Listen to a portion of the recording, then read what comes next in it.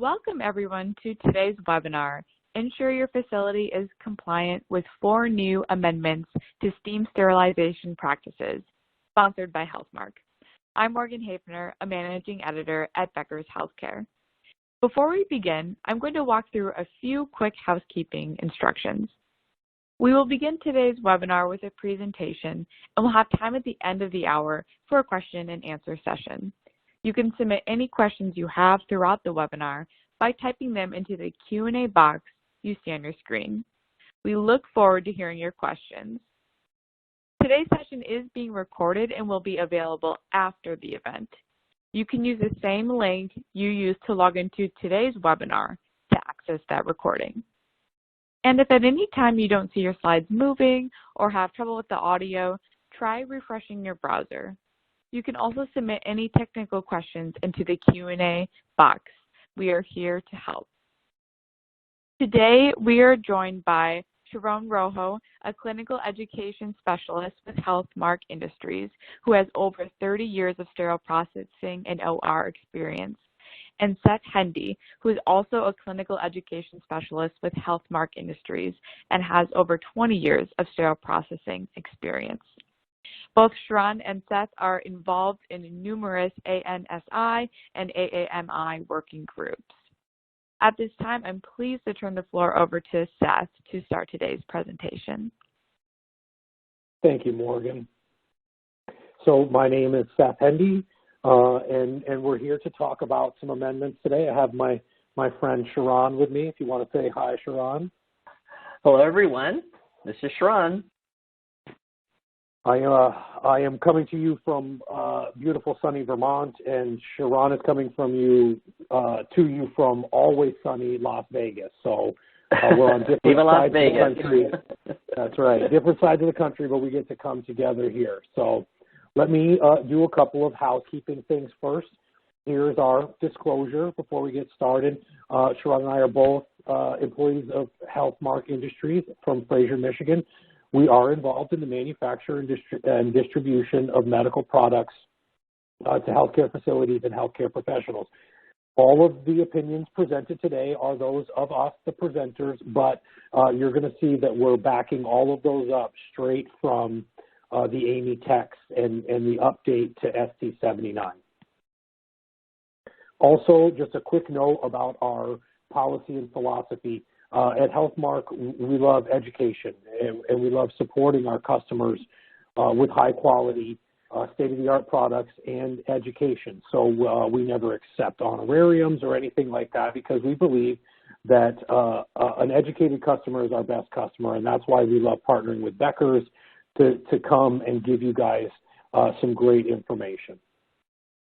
Our objectives today, we're going to discuss and identify key areas for Amendment 1 that was just made to ST79. That is in regards to fans, some EVS activities, and food and drink. We're also going to talk about Amendment 3, which is a small amendment about the modification of the frequency for care of sterilizers. Amendment 4, which has contents around recording BI lot numbers. And then Sharon is going to take over and he's going to work to review and identify key areas of Amendment 2, which is about inspection of insulated instruments, and talk about some FDA mod reports, which is where things go if you want to report problems to the FDA. So these first 3 sections are a little smaller. That's why I'm going to take those. And then Sharon's is a little meatier, and that's why he's going to finish up for us.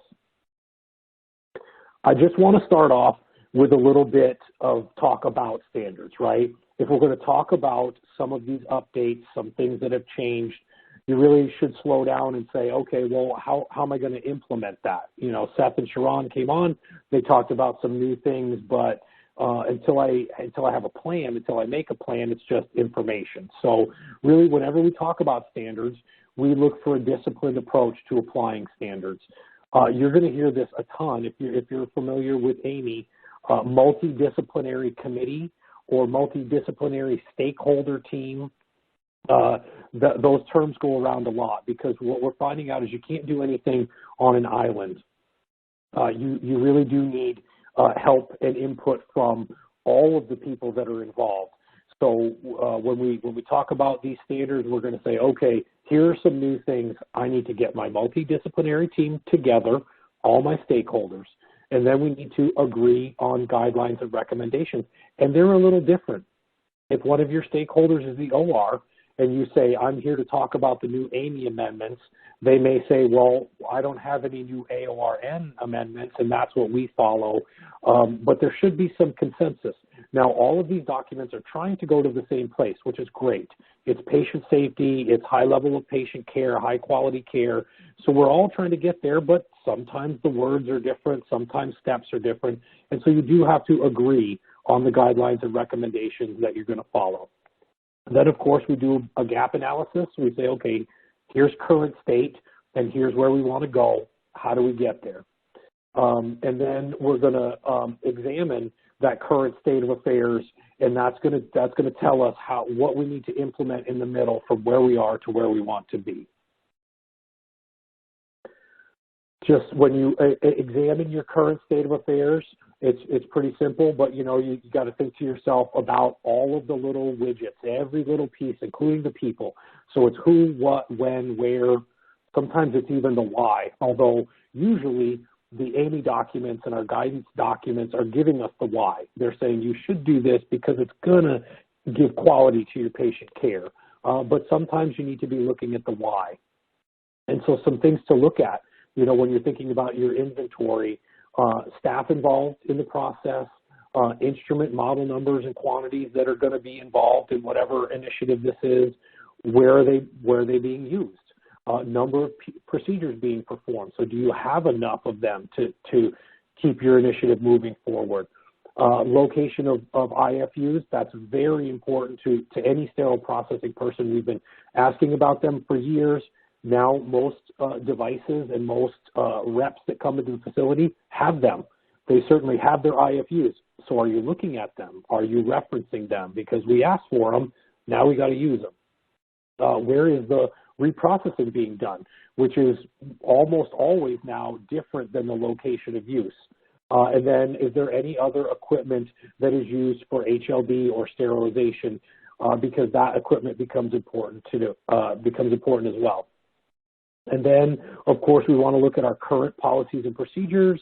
We want to look at our competency records, and then we're going to say, okay, what are our guidelines and reference documents saying? And once we put that kind of whole thing together, you're going to have a good picture of where you're starting from.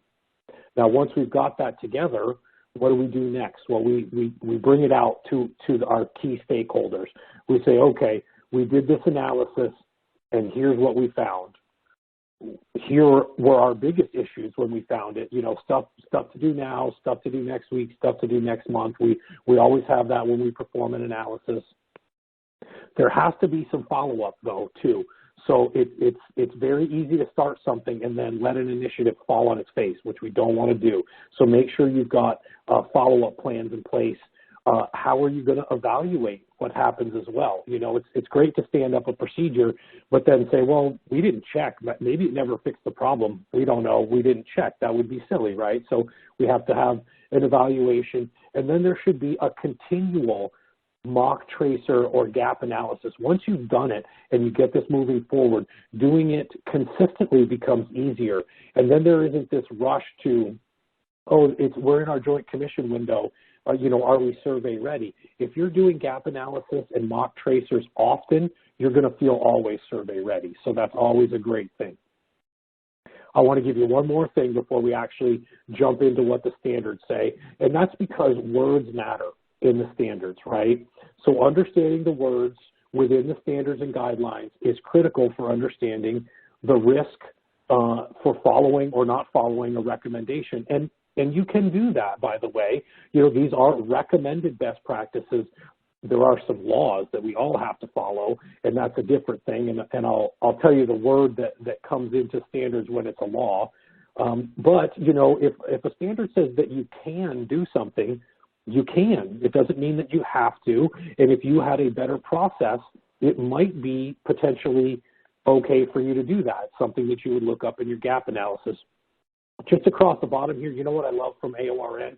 I give them a ton of credit. If they believe something is truly has strong evidence behind it, they put it right at the end of the recommendation. It will say strong evidence, and you get to say, okay, the people who wrote this document really believe that what they just said here has high importance and strong evidence. I just want to do a real quick thing. As I said, the words matter, right? So this comes straight from Amy. They put this at the beginning of every single document, and it lets you know that when you read a recommendation and something says shall or shall not, those are used to express requirements. So as you can imagine, if I said you shall go do this, you're like, okay, well, I'm going to do that. That didn't give me much wiggle room. Now, should or should not are used to express a recommendation. So this is the thing where we would say, of a few options, this one is the best. So really, you should do this, or you should not do that, because this is the best option or the worst scenario, and that would be should or should not. May or may not expresses permission. So may not, and can and cannot are pretty close.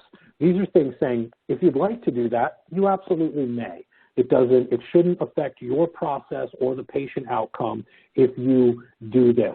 And so may and can come in that way. These are just possibilities with no real strong evidence one way or the other. Might or might not is also very close to that. So you're like, okay, this is something I might consider doing or I might not. Now, as I said, some things come with a little more weight, and a must is used for external constraints or obligations defined outside the document. Must is not an alternative for shall. Must, external constraints outside the document, what does that mean? Well, that means OSHA writes laws, and something that is in the AAMI standards that references OSHA is going to be a must. Let's say transport of soiled items. The verbiage in there is going to be must, because those are laws, and AAMI didn't write them, someone else did. So whenever you see must in an AAMI document, that's usually OSHA or DOT or someone with regulatory authority comes in and says, you must do this, and AAMI says, okay, I'm just going to parrot, you must do this because that's what the law says. Interestingly enough, there was supposed to be a little piece of animation there. I apologize. We found an interesting thing. I give Sharon kudos. We all look at words when we work an AAMI document, and Sharon found need to in a document. Now, that's none of the ones that we covered. And so we had a little thing there that is, will need to be new verbiage that we might see. And what does need to mean to you? Well, to me, that's a pretty strong statement. That's a should kind of, should, shall kind of statement where they're saying this needs to be done. That really means something. So one of Sharon's little things is going to talk about need to. All right, now we can get to our amendments. What's new? So some key takeaways from Amendment 1 that was about EVS activities, fans, food, and drink. There was a revision to Section 3 that gave some additions to the rationale. There was a note and rationale added. I love rationale in AAMI documents because if you read it and you kind of scratch your chin and go, I don't quite understand, look for the rationale, because someone's thought to themselves, well, let's explain this to people. Let's make sure they feel good. And so always look for the rationales. EVS activities get their own section, which they didn't have. They were kind of sprinkled in. So now they've got their own little piece. There was also a revision to Section 3.3, and there was a new second paragraph with some additional content and some additional rationale. So let's break those down. Foods and fans, that was in 3.2, gives a recommendation to create a multidisciplinary team with oversight into activities involving construction. So this should not be just resting on the shoulders of the director or the manager of the department. You can say, I'm going to get my IP department involved. I'm going to call the OR because they're a key stakeholder, and renovations or things like that may affect them. So I'm going to get my team together, and we're going to discuss how to do any sort of construction or renovation. There was also a little thing about hygiene practices as they relate to food and drinks. So here we go with some of our words. Should strictly prohibit these items in areas where medical devices are processed. Again, this is in its own section now. This was here before, but it was buried a little bit. Should provide alternate locations for such items. Right? Absolutely. You can't tell people you can't have this stuff and then not make it very apparent where they can have it, right? That would not be fair. Should comply with OSHA 29 CFR. And the reason for that is it prohibits the consumption of food and drink in areas which work involving exposure to potential blood or body fluids, things like that, right? So we know that is essentially, you know, all of sterile processing. We don't want things to come out of decontam dirty, but they do. So of course you can't have that in your decontamination area, but you really can't have it in your pack and prep area. And then of course it becomes an issue for the items themselves if it's on the sterile side. The employer must evaluate the workplace to determine in which location food and beverages may potentially become contaminated and must prohibit employees from eating there. So that's a thing, and if you have anyone giving you pushback, you can now come and say, well, I'm going to pull, there's a specific section for this, and the answer is no. And I'll get my multidisciplinary team in here to back me up that, I'm sorry, you can't eat, there's no snacking from your scrub jacket pocket at the workstation. It doesn't work that way. While restricting food and drink and SPD are not new, having specific policies that speak to them is, right? So now we have to think to yourself, okay, I have to outline this for people so that when I speak to it, they know that it comes from our policies and procedures. Procedures should be determined by a multidisciplinary team. They should be based on assessment of risk in each area. So what should be defined in your cleaning policy, right? Now we're talking about our EVS policy. The reason I think this is interesting is we had no EVS policy. They came to clean, absolutely. We had great EVS staff. They worked the night shift. They did phenomenal things to clean our department and work around us because we worked 24/7. So they oftentimes had to work around us, but we didn't have a policy. So, you know, sometimes we found ourselves pointing at each other and said, I thought environmental services cleaned that. And they said, we thought you cleaned that, because there were things we didn't want them to touch and they didn't really need to. They didn't know what was going on. So did we have a policy? No. And this amendment is now saying you should develop a policy, and they're trying to give some recommendations. It should talk about the type of cleaning being done. Is there specific disinfection happening? The surfaces to be cleaned, the disinfectants to be used, and the frequency with which that is to be done. So if your policy is EVS comes in and changes the trash and mops the floor, that is going to be a short policy, and that's fine, but that should be written down. And if it isn't, that's not great. What areas should be covered in the policy should also be talked about. Are they wall mopping? Are they using, what are they doing around some of your non-movable equipment? Do you have shelves that don't move? Are they getting underneath those? How's that being done? What are they doing in the air vents? Terminal environmental cleaning and thorough environmental cleaning, is thorough environmental cleaning that is performed each day, the areas being used, or in event where it's necessary. So if you have splash or splatter, that has to get done. And so terminal environmental cleaning is what your policy should be discussing. Here's just a quick little thing. I also think it's great when they offer up things to help. And so there's actually a chart, and if you see it, it's daily, weekly, monthly. You don't have to stick by this, but, you know, Amy says, hey, if we're saying you should have a policy and we're saying it should be documented, here's just a sample of what that could look like. And so yours may have more, it may have less, you may have daily, monthly, yearly, right? It doesn't matter. This is just sort of an example of a basic kind of checklist. States the use of verification tools such as UV markers, protein, and ATP as a measure. So there's another thing. Our EVS staff did a great job, I think, because, to be perfectly honest, we didn't go around, use a little luminol to see if they had missed surfaces or anything like that. And so here's Amy saying, if you want quality cleaning, you should look. You know, there are ways to look. So are you looking? Are you checking on that? And it gives a rationale for performing cleaning verification with tools. Measurement with cleaning verification tools provides a mechanism for feedback to improve your cleaning. So when you find those deficiencies, you're able to say, this section gets missed too often. Guidance on fans. Guidance that fans are still unacceptable unless part of the HVAC system.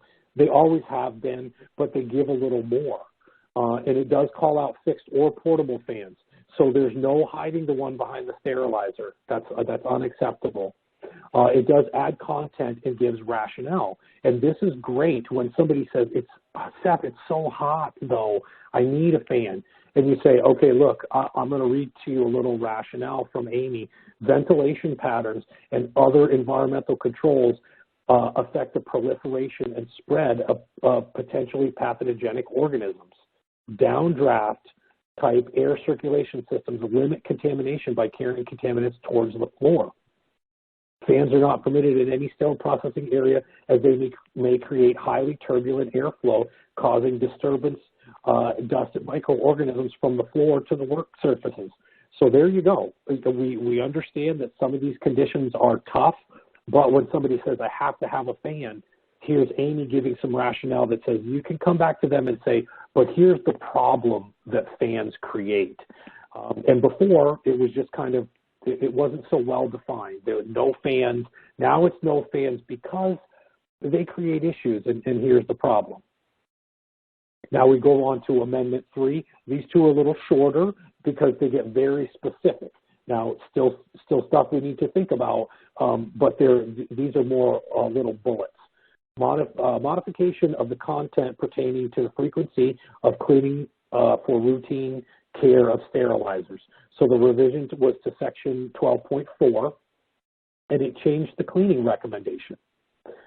And as soon as you see this, you're going to say, well, that actually makes total sense. But, you know, before, it made sense as well. So elimination of the recommendation for daily cleaning. Now, it made sense to think about cleaning your sterilizer every day. So I do really believe that made sense. But in the end, Amy went, well, you know, the sterilizer manufacturer has an IFU that talks about its PMs, and one of those PMs is cleaning. So really, shouldn't we just refer back to the IFU from the sterilizer manufacturer and say, you should be cleaning according to their IFU? But I love things like acceptance criteria and stuff like that are getting into Amy documents. So when they say, okay, if you're going to switch to it, to just cleaning as per the manufacturer, here are some examples of things that you might need to look for, right? So it gives examples of items that might require daily care, saying you may still have to look at your recording charts, your printer ribbons, and your marking pens daily. That might still happen. Weekly or other prescribed inspections should be performed as specified by the IFU, but then says, okay, here are some examples of things. If you're visually inspecting and you see excessive staining, discoloration of the internal chamber, that usually means that there's a problem, and you may want to have it cleaned, or you may want to look into it. In this little picture you here see on the right, those stains that you see on the inside of the sterilizer actually transfer and translate into the piping, and those are the two pictures on the bottom. So that's when you need to be careful, because if staining or discoloration is noted, then you want to follow the cleaning procedures for the IFU, and you may want to say, maybe I'll get my guy in here to see, did this make it into the pipes? Are we having some kind of water quality issue? It's an indicator of potentially something bigger. Like I said, that one was boom, boom, right? This DI lot number is going to be the same thing. So they added some content to address recording of the BI lot number in the sterilizer record for sterile processing. It revised, and this is the same revision actually to all of these sections. So it revised section 13.3, 13.8, and then 13.8 was about tabletop sterilizers. And then it updated all sections to pertain to DI lot numbers. So we'll take a look at those. For each sterilizer cycle, the following should be documented. So this was here before, right? But the lot number and results of the BI test and control BI. So there's the addition. BI test, sure, and control BI if applicable. Now, this may not mean anything to you if you, say, have a electronic system where you're already checking this. You may say, well, I have SPM, and we record the control lot number and the BI lot number that we're running in the same system, and they're correlated. If you have a system that doesn't do that, or you're still using a paper record because you're in a smaller clinic or something like that, you actually may need to put a space in to say, okay, I'm recording the BI lot number, and I am also recording the BI control, right? That's the one that we ran first thing in the morning to make sure that our BIs were good, that the results that we get are accurate. We run a control. And up until this point, the control was something that you did, but didn't have to be tied in with each record, with each sterilizer record, and now it does. As I said, there was a few sections here that were the same thing. So we're looking for all of that same information. So of course, qualification testing. So when it's installed or after a repair, now the control BI lot number should also be recorded in any of those qualification testing loads. And of course, it has two sections because you're either qualifying sterilizers larger than 2 cubic feet or smaller, which would be technically tabletop. They want the same information in both. So the lot number of both the BI test and control BI should be documented. And as I said, if you're already doing that in some kind of electronic system, you may be okay. But if you're not, then that's something that you have to incorporate. And now I'll switch to Sharon, and he will finish with Amendment 2. Yes, thank you, Seth. So I do want to reiterate something in regards to the amendments that, Seth and I are going over highlights and areas that we think that you will definitely need to focus on, but it is obviously your responsibility to go back to read the full document. Being that said, Amendment 2 is one of the biggest ones out of the amendments. It is about 6 pages long, 6 pages long in this specific amendment. I am very passionate and very excited for Amendment 2 because I was part of the working group in this section. This section here, there's 2 sections to this 8 section, meaning the new section is 8.2 and then 8.2.1. Now, 8.2 is the inspection of instruments. Now, what we're talking about here is all instruments, devices, instruments, and such. 8.2.1 is the inspection of instruments intended to be used with electric current, meaning insulated instrumentation and devices. Now, let's start with the shorter one, meaning in 8.2, it's a couple paragraphs long because most of the focus is in 8.2.1. Now, inspection of instruments, I put some verbiage here in quotes from the document itself saying that each time a medical device is processed, it should, and I underline should, it's not underlined in Amy, but I thought it would be really nice to complement what Seth was going through about the shoulds and the shalls and such. It should be visually inspected for cleanliness and integrity. Enhanced inspection with magnification, borescopes, or other inspection methods to verify the cleanliness and the integrity may be used. In the picture that you see here, this is a recent picture I took of inside of a shaver, an arthroscopy shaver. You can see, I don't know what that is. I just know that it doesn't belong there. So it's almost like it's leaking oil, could be bioburden, could be both of those, or damage and such. But again, this is really, in my opinion, to start off this 8 section in Amendment 2 is really great because it's going into, you know what, instruments in general and devices need to be, excuse me, I'm using the need to be yet, we're not there yet, should be visually inspected.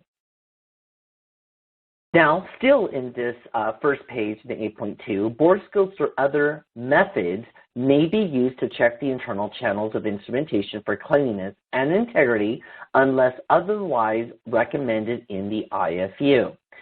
Now, this one is really nice because if you think about inspection, I don't want you to think about, well, inspection is just the internal or it's just an instrument or device that it's illumined.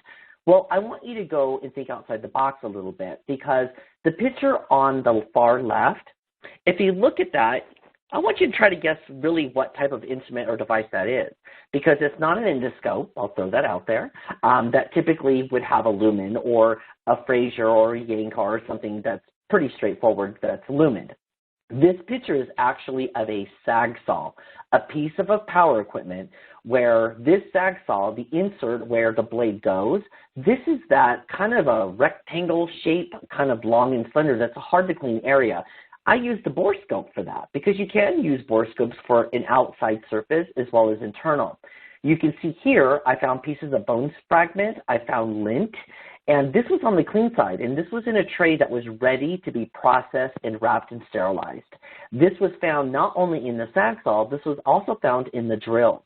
What it turned out to be in this situation after using this borescope was, one, not only was it not cleaned appropriately, but they were using non-medical grade cleaning brushes. They were actually using pipe cleaners that they purchased at a local hobby store, and it was leaving lint inside all these areas. Now, you could say, well, that's not really a concern. Well, it is, because if you're going into a sterile cavity into a body, the body's going to react to that foreign material, which would be lint. So again, just want to share some of my travels in use of inspection.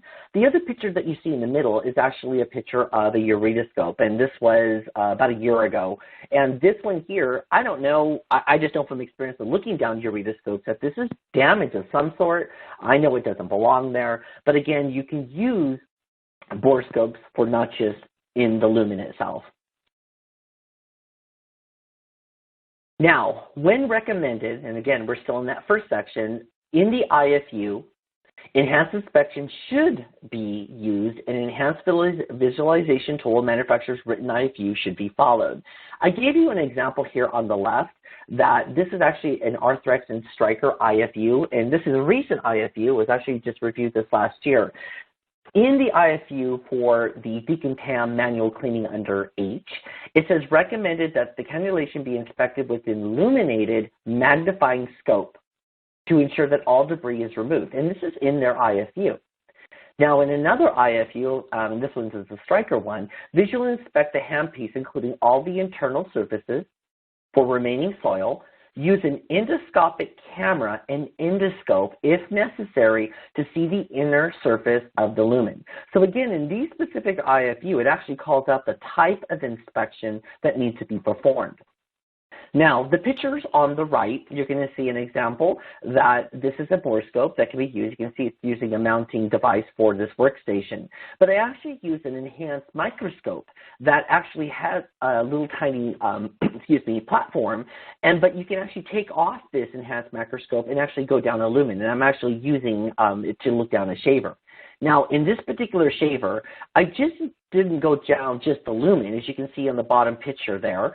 And you can see there's some debris, or I don't know what that is. But you can also use it for the surface and as well as the proximal end, not just the distal end. So the picture on the top right was actually the prongs, the section at the proximal end where you actually plug into the unit. You can see that there's some damage or some biofilm or something's going on, but just understand that you can use these on every part of that instrument. Now let's get into the 8.2.1, which is one of the biggest sections in the Amendment 2. To start off, it states that instruments should be organized and protected from damage. Now, when you look at that sentence, I want you to think outside the box here, because it's not just about you handling the instrument. It's also how the instruments are put into a container. Now, I'm going to kind of break down some of these pictures, but the first picture that I'm showing here where I'm circling, this is a place that Seth and I actually do a lot of free consultations for facilities. And in one facility, there was the blame game, the typical blame game where SPD blames OR and OR will blame SPD. And it always turns out that it's neither one of those groups. It's actually the tools that are being used, or it's the container system. So in this case, there was a blame game, and it turned out that it was no one's fault. It was actually the containers themselves of how they were positioning these insulated devices. What I circled there was they were typical tray that they would have insulated devices for laparoscopic, but they were putting them in with the instruments that are completely metal that we use to actually retrieve during that procedure. But you can see here the towel clips are actually scraping against the insulated devices. So this would be an inappropriate type tray. The pictures on the left are just giving you examples of what type of container systems that are out there in regards to laparoscopic, where you can see that the top piece of that container would separate the metal ones on the bottom. The pictures on the top left, one is if you have laparoscopic instruments that are peel pouched separately, because it does happen where maybe the instrument's not used a whole lot, or maybe it's a specialty surgeon type of an instrument, there is specialized tip protectors that are for laparoscopic devices. Now, the picture that's really small, and I apologize for that, the picture on the top right is actually tip protectors that are for robotics. And these are actually approved for Intuitive. So just understand that there is type of tip protectors and container systems that could be made for that type of instrument or device. Now, going on a little bit further, it states that instrumentation intended for use with electric current should be tested for integrity each time it is processed. This is probably one of my favorites out of this specific amendment, because it's now saying that it should be tested for integrity each time. I know Seth and I in our travels have heard, well, we test them when we get to them. We test them weekly. We test it when we can find the insulation tester. Wow, this is really great verbiage, because it's saying each time, because it can be damaged during the procedure. It can be damaged during transport, pre and post. And there's so many different ways it can be damaged. So having this specific verbiage, I think, just sets the stage for the rest of the stuff that we're going to show you in this amendment. Now, it goes on to say that each insulation tester may be supplied with a variety of accessories to test specific instrumentation and cables and cords based on their design. Now, what's interesting about this is that this is a great verbiage, because insulation testers, there's a lot of different insulation testers out there. And because of that, there's also different type of accessories. So you really need to look at, well, how do you know, and I'll talk about this at the very end, of what type of insulation tester do I need, and what kind of accessories does it have to meet this need? And we'll go over that a little bit later. But I like the fact that it's addressing that there is different types of accessories for specific instrumentation. Now, this could be for cables and cords. This can be for bipolar forceps, and I'll show you that a little bit in the next few slides. Now, it goes on to say that cables and cords are also a source of concern and need to be, here's that one, need to be inspected and checked for integrity and continuity. Now, before we get into those two words that I underlined, I do want to stress that before the amendment came out, I believe, in my travels and my experience, and Seth can definitely back this up, a lot of individuals were focusing on laparoscopic. That laparoscopic is insulated, we test those. But they were forgetting about the reusable cables and cords. They were forgetting about insulated forceps, insulated scissors, LEAP instruments. So there's a lot of other instruments that were actually a concern. Now let's go back to cables and cords. Now, checking for integrity and continuity are two separate things and two separate tools that you need to understand. Integrity would be the insulation tester, which is testing the integrity outside the insulated device. Now, I put two lines there so you can kind of see. This is an example of an accessory made specifically for reusable cables and cords. Now, in this accessory, the picture on the bottom left, the picture on the right there, has three different types of measurements. As you can see, the cord in there is a monopolar cord, and you push down the lever in this specific accessory, and then you can look at a bipolar one in the middle and then a bigger cord on the far end. You run it through, and it actually does that testing as you're pulling it through. There are other accessories for cables and cords. Can be a little bit cumbersome with maybe a wire brush, but you also have to look at the frontline teams using these accessories of how compliant they're going to be, because if it's really cumbersome, then they're probably not going to use it. So integrity, again, is about insulation testing on the outside. Continuity is basically what's going on the inside of the cord, because this cable or cord can pass integrity and look great, no problems, pass the insulation tester, but the continuity, meaning the inside, could be damaged. It could be maybe taken apart inside, and you'll never know. Now, I used to be a scrub in the old days, and I remember hooking up cords, and they wouldn't do anything. They wouldn't work. And I remember amping up something and trying to figure it out, and then we ended up getting a new cord. And that, delayed time. And it'd be nice to have something a little bit more proactive, having a continuity tester in SPD where that can already be done for you. So just understand that those two are separate. Now, another big thing that I'm excited about is that in this section, it actually provides a table. Now, you can see I made it really small for you. It's actually that table plus a little bit more. But I like the fact that it's addressing all different types of insulated devices. Being that said, it also in this amendment has colored pictures of key point areas of inspection. And what's really nice is that these are real pictures of real instruments where there's damage, areas that are of a concern, depending on the type of device that it really is. These pictures are going to be bigger in that amendment. I had to just kind of put it all on one slide for you. But you can see that it's circled, it has arrows in it, it kind of tells you what those key areas are. So again, not only does this amendment have a table, it also has figures or pictures to provide the user to be able to look at those areas. Now, there's a lot to the table, but I do want to talk about a few things that I think that would stand out or something that you need to be aware of. In the first section of this table, it addresses laparoscopic, but it says laparoscopic including, as I circled, robotic instrumentation. So I'm circling that because people need to understand, and you need to also educate, that robotic is laparoscopic. So laparoscopic API, the normal way per se, versus an open, but a laparoscopic API versus doing that robotic, it's all laparoscopic. So understand that Amy is saying including laparoscopic instrumentation needs to be,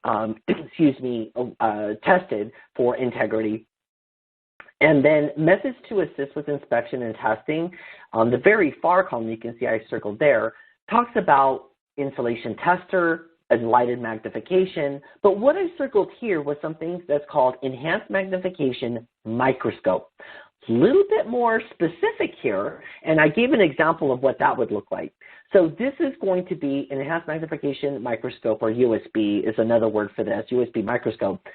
You saw this picture in a previous slide where I pulled it out of the holder, but again, this here can be used for insulated devices to look at a couple things. Now, you can use an insulation tester to test that integrity, but understand that maybe that gap, cut, or poke doesn't go all the way through that insulation. So the insulation testing piece of that is going to pass. But you could have scrapes that don't go all the way through. For an example, in that tray that I showed you where the towel clips were scratching, in that particular case, it did pass the insulation tester. But if you go and use a magnification like this, you can see that's an area for bioburden to settle. And eventually, it's going to go all the way through. So again, enhanced inspection for insulated devices helps look at trends, and it helps actually looking at other types of damage that maybe the insulation tester will not pick up because it's not fully through. So just wanted to note that. Now, in this same table, again, there's a lot of instrumentation of the types of instruments and categories listed here. Insulated forceps, example, bipolar forceps. So again, I want to stress that it's about your type of inventory of your instruments and devices and depending on what you have. But I like the fact they're addressing this because here's another area of concern. Now, I did kind of show you a variety of accessories that can be used. You can use a saddle block is what they call that. It's like a block that sets with suction cups on your workstation, and then you would use a bipolar fixture, which you see there on the far right, where the forceps just goes right inside with the bipolar, the prongs themselves that go inside this accessory. Then you basically paint it almost with this brush. This is a lot easier, and you get more compliance from users because it's a little bit more, you're only using one hand, and it's less cumbersome versus not having an accessory like this and just using a brush and then holding the forceps in one hand. So just understand that there's a lot of accessories out there, but this is great that they're actually addressing that. Now, let's talk a little bit about bad practices and issues that support the recommendations for Amendment 2.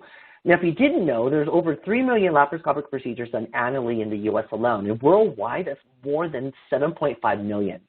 Now, about 5.4% of these operations will have unintentional tissue burns. That's a lot, and that really is 405,000 patients will have a burn. About 192,000 laparoscopic procedures identified just in California and Florida alone resulted in 3.6 per 1,000 cases of patient morbidity and mortality, which were likely related to stray energy burns during the laparoscopic procedure. One study showed that 1 in 4 patients that actually suffer internal injuries from stray burns actually die. 1 in 5 reusable laparoscopic instruments have insulation failures, with the most common failure site at that distal third end of that instrument.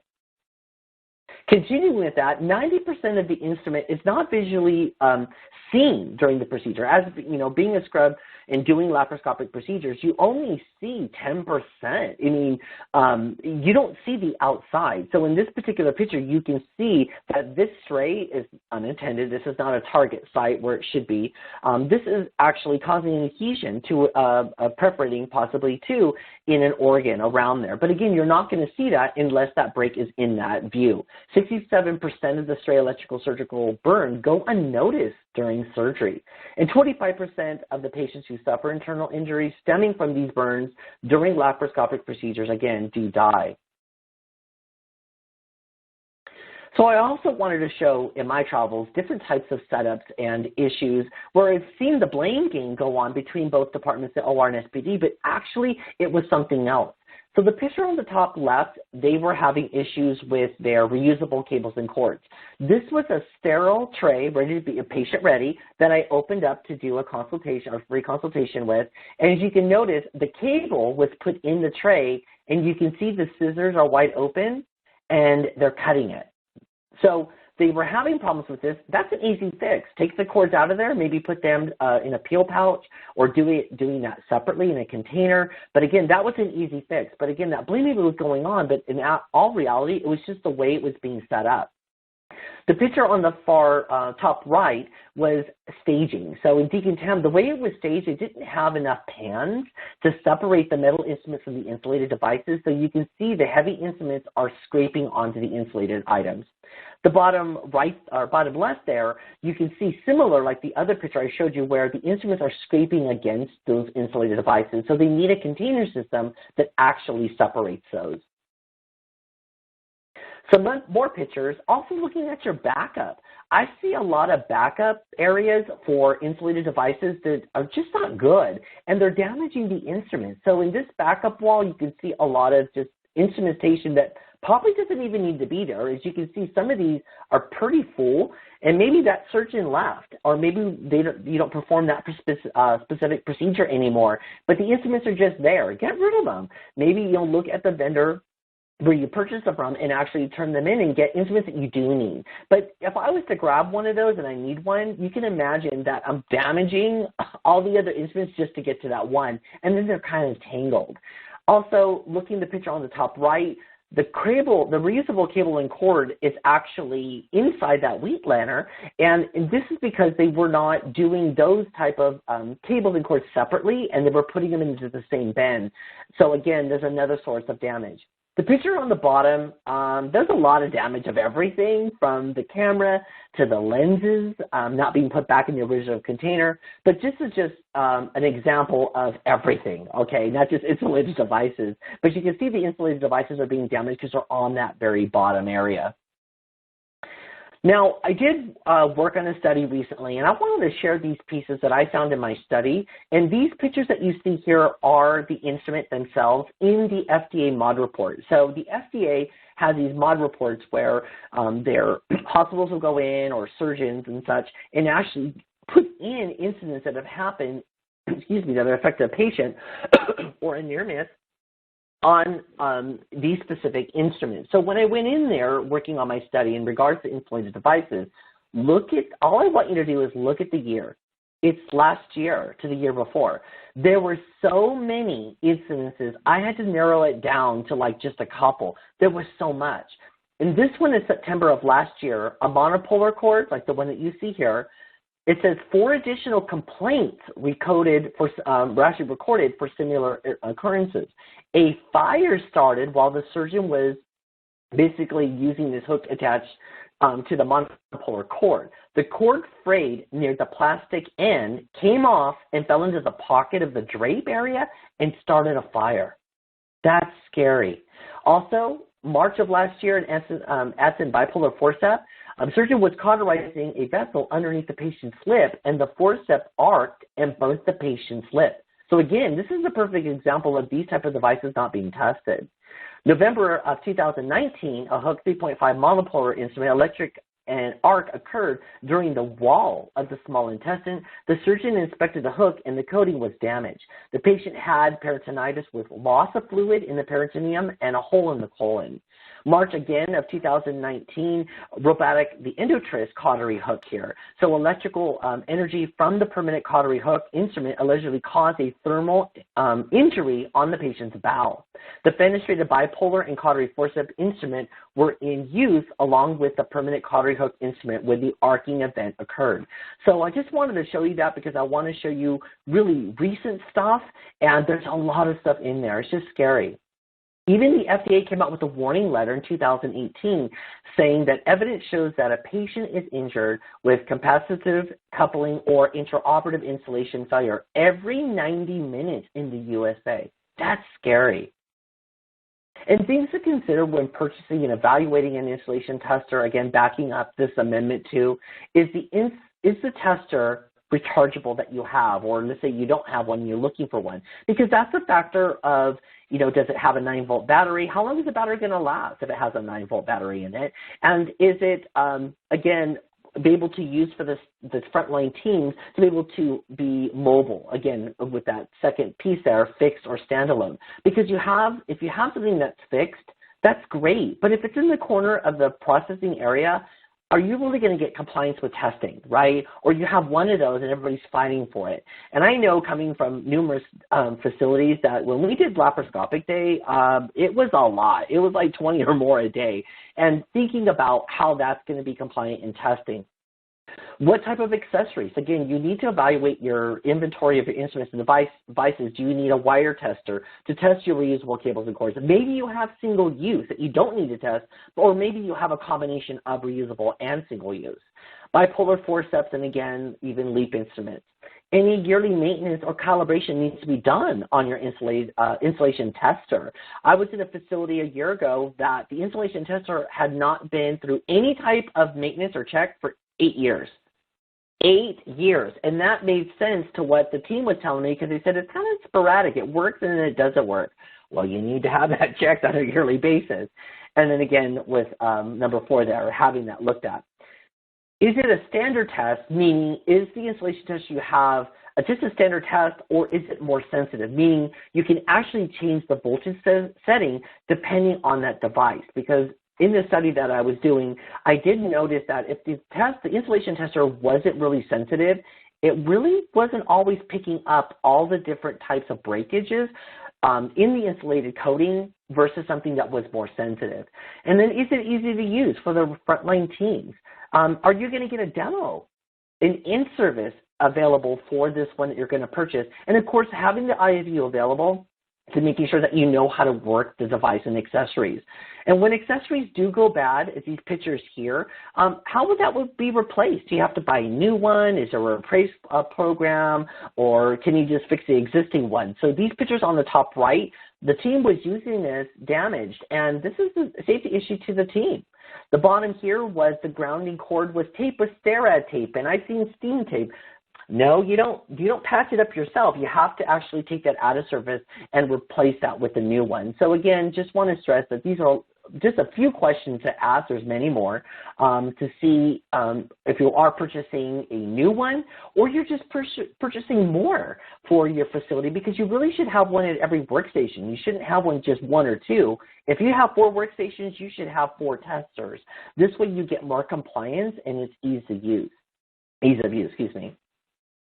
Now, Seth and I added this slide because there is more updates published that are published or either on their way. Besides the amendment, we just want to take this opportunity to talk about it.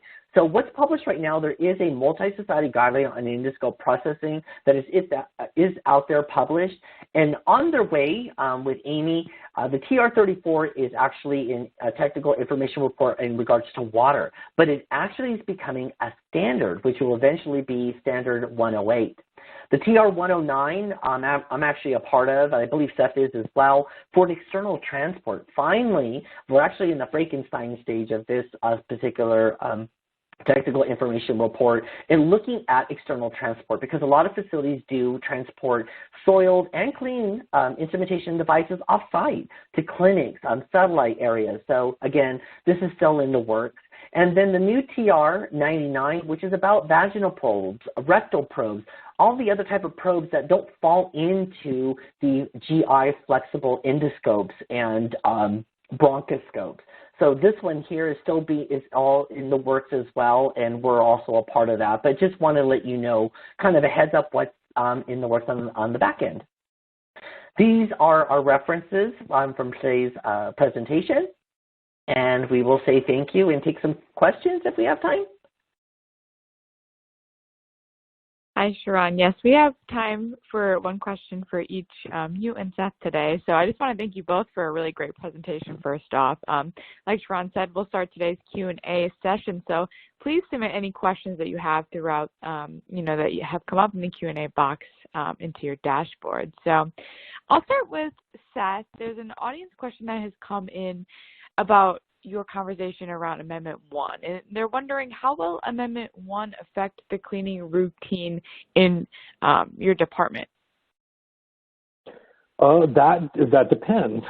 If you were ahead of the curve, and some people are great like that, and you have a nice policy defined, and you're doing some of those things, like you're checking on training for the cleaning staff, competency, going behind them and doing some periodic testing, then actually it may not change at all. If you were like the facility that I was at and didn't have a defined policy, didn't have follow-up measures and things like that, then you may have a ways to go. It really should start with writing the policy. Start with your current state. Here's what I think is supposed to be happening, and I didn't have a policy anyway, so let's make one of those, and then you see where you go from there. So it could be not much, or it could be quite a bit. It depends on where you were with your EVS cleaning already. Thank you, Seth. Those are good guidelines to follow. And Sharon, this last question is for you, and it's about cables and cords. The audience member is wondering, how and where do you find an installation tester accessory that tests cables and cords? So you really need to reach out to your vendors. I know we have one, but there's all different versions of it. You really need to reach out to your vendors in regards to their tester and ask the questions, do you have one specifically to test your cables and cords? Because again, they could have one that's very simple, but it's very cumbersome to use. And you really need to worry about compliance from your frontline teams and actually testing, because if it takes longer to use and it's just they're fumbling, they're not going to use it. I do want to add, I saw a question come in that I think it's very important, is a question came in about the amendments. If you already purchased a recent Amy let's say I purchased one last year, I got the amendments for free because I purchased those and I got them through a PDF through an email. But when you buy a new version of the Amy, the amendments are already in there, because that was a question I did see. Amy has done that before, too. This is the second time they've done amendments to SC79. And if you're a current document holder, since the amendments aren't new, they are just added to, then everyone who has a copy of SC78, you should be able to get that, and you can reach out to Amy. Yes. That's an incredibly helpful insight from both of you. Thank you so much. And unfortunately, we have run out of time today. So I just want to give a final thank you to Sharon and Seth for their insight today, and also our audience for tuning in today, and Healthmark for, of course, sponsoring today's webinar. So please enjoy the rest of your day, and we really look forward to having you join us for future webinars.